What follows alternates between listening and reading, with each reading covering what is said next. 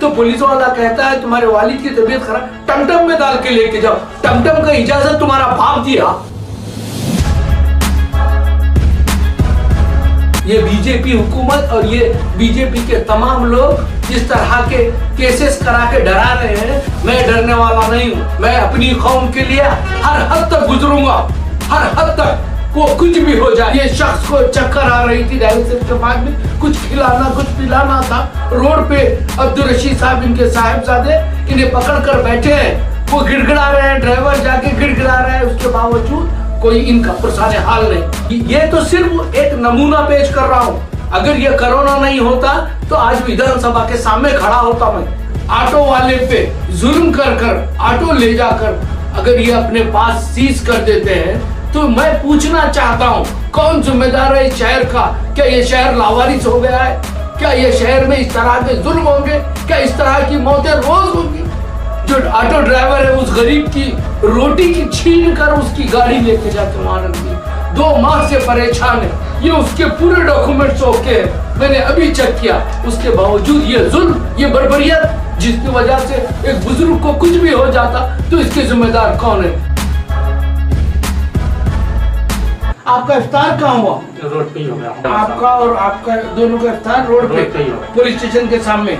याद रखो इस शहर के जिम्मेदारों, जो लोग अपने वालिद की जिंदगी के लिए, 2 नौजवानों ने अपने इफ्तार का ख्याल नहीं करके, अपने रोजे का ख्याल नहीं करके बचाना, और ये पुलिस की बर्बरियत आपके सामने है। इस तरह कई लोगों की जान चली जा रही है। डिस्ट्रिक्ट इंचार्ज मिनिस्टर, MP और बाकी तमाम लोग अपनी शोहरत की बातें इसमें लगे हैं। अब इसका फैसला आप सबको करना पड़ेगा। यहाँ हिंदू मुसलमान नहीं, यहाँ पे इंसान। सबसे पहले मैं इंसानियत की बात करने आया हूँ। अगर इसमें कोई हिंदू भाई भी होगा, कोई सिख भाई भी होगा, कोई क्रिश्चियन भाई भी होगा, मैं उम्मीद करता हूँ कि पुलिस की बर्बरियत दूसरे पेशेंटों के साथ ना हो। मैं अल्लाह से दुआ गो हूँ कि अल्लाह सबको ऐसा अब्दुल रशीद जैसा बेटा दे।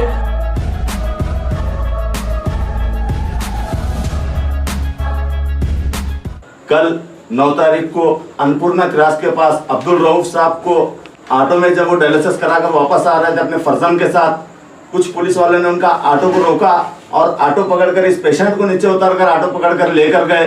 जब इनके ऑटो ड्राइवर ने गिड़गिड़ाया कि हमारे साथ डायलिसिस का पेशेंट है, तो भी कोई सुना नहीं। क्या आज शहर की क़यादत खत्म हो चुकी है? क्या हम किसी से कुछ सवाल नहीं कर सकते? क्या हमारे बुजुर्गों को बचाने के लिए कोई लीडर आने वाला नहीं है?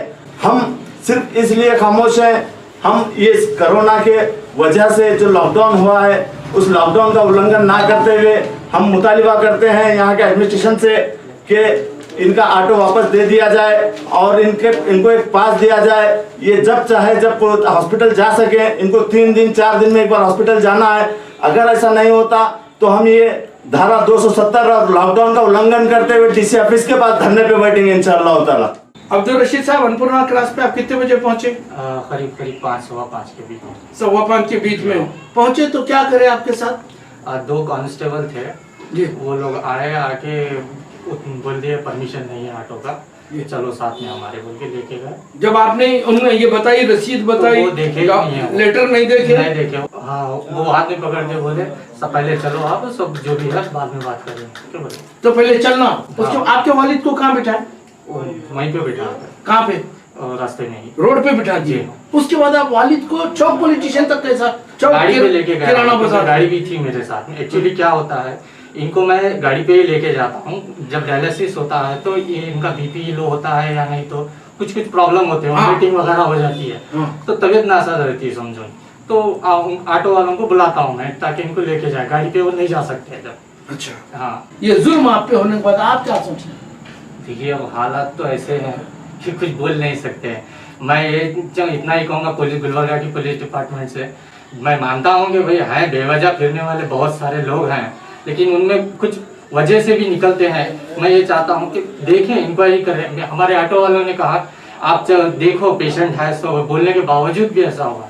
मैं बस इतना ही कहूँगा कि जो मेरे साथ हुआ है दूसरे और के साथ ना नहीं हो। आप ये तो हम निकल गए, बुजुर्गों को आप बचाना चाहते हैं। हाँ, कल की शाम की बात है, 6:30 के करीब में रऊफ साहब को चरावी हॉस्पिटल से ये जब घर ला रहे थे ये डायलिसिस करा के, क्योंकि मैं डायलिसिस करा के लफ्ज डायलिसिस नहीं बोल रहा हूँ, ये डायलिसिस के परफेक्ट डायलिसिस बता रहा हूँ। ये इनकी यूरिन का पाइप है, हाँ ये पाइप भी आपको देखना पड़ेगा। जबकि दवाखाने को आते हुए ये ट्रैवल हॉस्पिटल का ये लोग रिपोर्ट बता रहे हैं, साथ में ये बिल बता रहे हैं सेम टाइम की। इसके बावजूद इस बुजुर्ग को अन्नपूर्णा क्रॉस पे नीचे उतार कर ऑटो वाले पे जुल्म कर कर ऑटो ले जाकर अगर ये अपने पास सीज कर देते हैं, तो मैं पूछना चाहता हूं कौन जिम्मेदार है इस शहर का? क्या ये शहर लावारिस हो गया है? क्या ये शहर में इस तरह के जुल्म होंगे? क्या इस तरह की मौतें रोज होंगी? ये शख्स को चक्कर आ रही थी डायलिसिस के बाद में, कुछ खिलाना कुछ पिलाना था। रोड पे अब्दुल रशीद साहब इनके साहिबजादे इन्हें पकड़ कर बैठे हैं, वो गिड़गिड़ा रहे हैं, ड्राइवर जाके गिड़गिड़ा रहा है, उसके बावजूद कोई इनका पुरसाने हाल नहीं। मैं उनसे पूछना चाहता हूं, कल मैंने सबको फोन लगाया, मेरे पास कॉल डिटेल्स है, कोई फोन रिसीव नहीं किया। कौन जिम्मेदार है इस चीज का? ये हर हफ्ते में 2 बार 2300 रुपए खर्च रहा है बच्चा। कौन जिम्मेदार है? 5000 रुपये एक हफ्ते में खर्च रहा है अपने वालिद की जिंदगी, इस बुजुर्ग की जिंदगी बचाने के लिए। क्या वो घर लाने के लिए अगर कुछ हो जाता? आज भी ऑटो पकड़ा गया है, कौन है इसका जिम्मेदार? मैं उससे पूछना चाहता हूँ, इस शहर का कौन जिम्मेदार है? मैं यहाँ पे किसी को पॉलिटिक्स करने नहीं आया हूँ, मैं सिर्फ मेरे कौम के इस बुजुर्ग को बचाने के लिए, हमदर्दी के लिए आया हूँ। और वो जो ऑटो ड्राइवर है उस गरीब की रोटी की छीन कर उसकी गाड़ी लेके जाके वहां रख दी। 2 माह से परेशान है, ये उसके पूरे डॉक्यूमेंट्स ओके है, मैंने अभी चेक किया, उसके बावजूद ये जुल्म, ये बर्बरियत, जिसकी वजह से एक बुजुर्ग को कुछ भी हो जाता तो इसके जिम्मेदार कौन है? मैं आज मजबूर होकर कल से आज तक, कल शाम में बहुत कोशिश करा, मैं सब जगह फोन करने के बाद जब इनका ऑटो नहीं छूटा तो आज मैंने हर आदमी से डिस्कस किया इस बारे में, हाँ, लेकिन फिर भी ऑटो नहीं छूटा। वो लड़का जुर्माना भरने के लिए तैयार था तो पुलिस वाला कहता है तुम्हारे वालिद की तबीयत खराब, टमटम में डाल के लेके जाओ। टमटम का इजाजत तुम्हारा बाप दिया, हाँ, मेरे ऑटो को नहीं छोड़ सकते तो टमटम का इजाजत तुम्हारा बाप दिया, टमटम भी लेके जाओगे किसी गरीब की? इस आदमी की जिंदगी से खेल रहे हो तुम।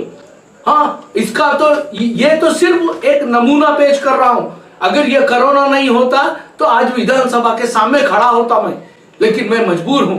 माह रमजान में सिर्फ इस हुकूमत का नाकारा, ये बीजेपी हुकूमत और ये बीजेपी के तमाम लोग जिस तरह के केसेस करा के डरा रहे हैं, मैं डरने वाला नहीं हूं।